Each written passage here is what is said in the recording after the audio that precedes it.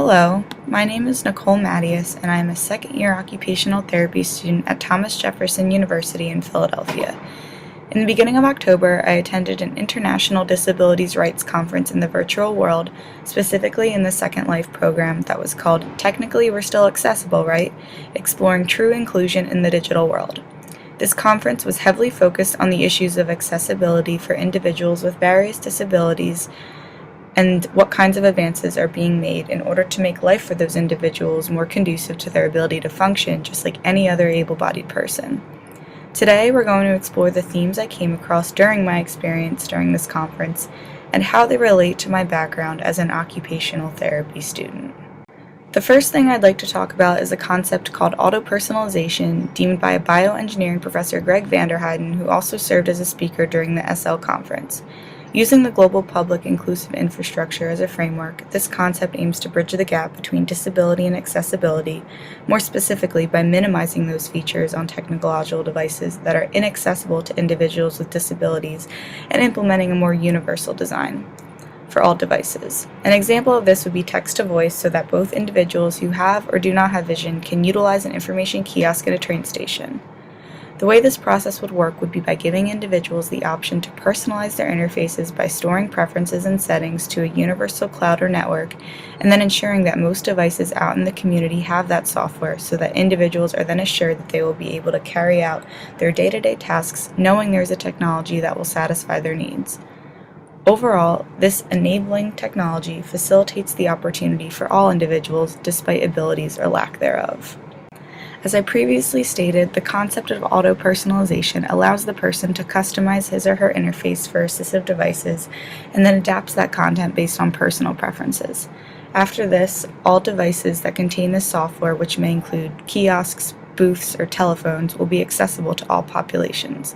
Coming from an OT perspective or any employer, something like this would be extremely useful, and that would expedite the evaluation process in streamlining patient information, as well as allowing places of employment to more easily accommodate their employees and stay true to ADA guidelines.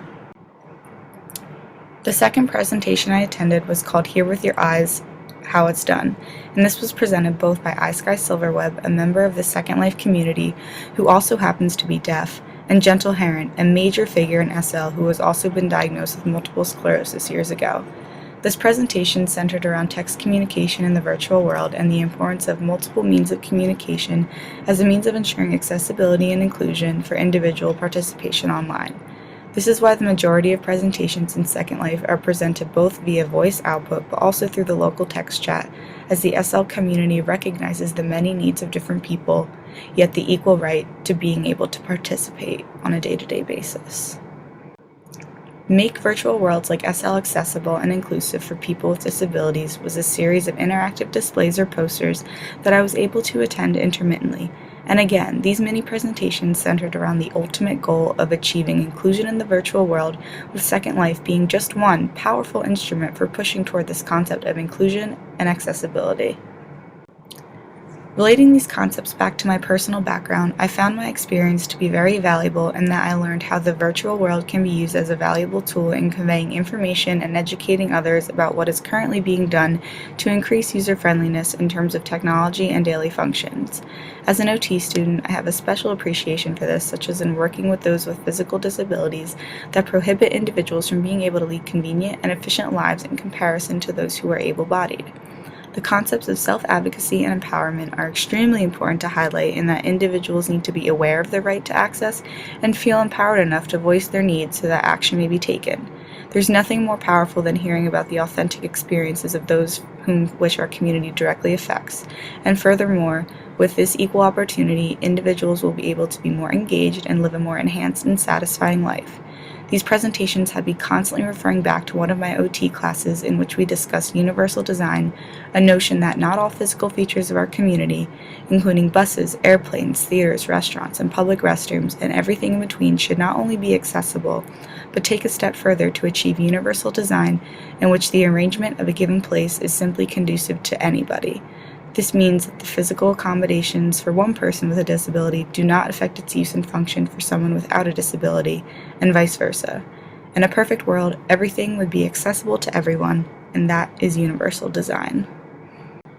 I would like to conclude with a personal anecdote from my time attending the IDRC conference. For this event, I really wanted to upgrade to the voice output feature so that I could listen to the presentations rather than read the text to the point where my eyes were fatiguing from scanning the words so often. That said, I sought help from both iSky and Gentle Heron and was truly amazed both at how helpful they were in trying to resolve my problem, as well as their level of concern for my ability to participate in the conference successfully. They even went out of their way to Google options that I could try, taking time away from their own participation in the presentation and speaking with me in a separate chat window. This taught me the important role of figures in SL as facilitators of participation and meaningful interpersonal engagement, as well as advocates for members of the SL community. This entire experience has truly led me to appreciate the role of the virtual world in universal accessibility to public resources and activities, and I look forward to continuing to work in this area and broaden my understanding of its uses. Thank you so much for listening, and I hope that by sharing my experience with you, you were able to get an idea of how virtual reality can be used far beyond the purpose of social interaction, but also for promoting inclusion, accessibility, and advocacy for those with disabilities. Thank you.